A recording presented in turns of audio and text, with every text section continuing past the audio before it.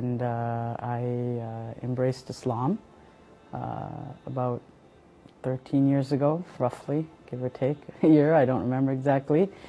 And I embraced Islam from Hinduism, and I became a Shia Muslim about a year or two after, about a year after embracing Islam.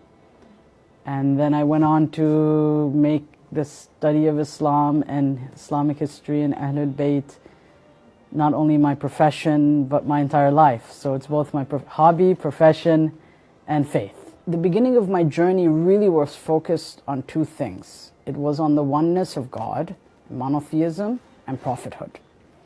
And that's really what I focused on in the beginning when studying about Islam. And I think I came across here and there about the Prophet's companions and about his family, but I didn't really focus on that. I mean, the two things that I was really focusing on before becoming a Muslim was monotheism, the oneness of God, and the beliefs related to that, and the prophethood of Muhammad, peace and blessings be upon him, and his family. And that was really my focus. And then as soon as I became Muslim, now all these alternative readings of history or different opinions or ideas were presented to me by those around me first.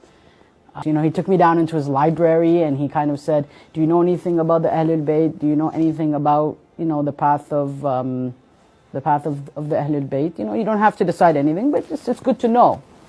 And then he gave me a book called Al-Muraja'at by Sayyid Abdul Sharafuddin al-Musawi, rahmatullahi ta'ala alayh. And he gave me this book and he said, this book might interest you. And he gave me a bunch of other books as well. And I started reading them, and then I started discovering, oh wow, there was a lot of controversy after the death of the Prophet, after his passing. And where do I stand now?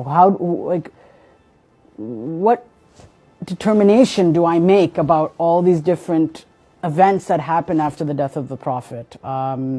Karbala came a little bit later, actually. Karbala was not on my map yet. The first thing that was on my map was the succession to the Prophet himself. And the incidents that occurred around his daughter, Sayyid Zahra, salawatullahi wa salamu alayha. Well, my first exposure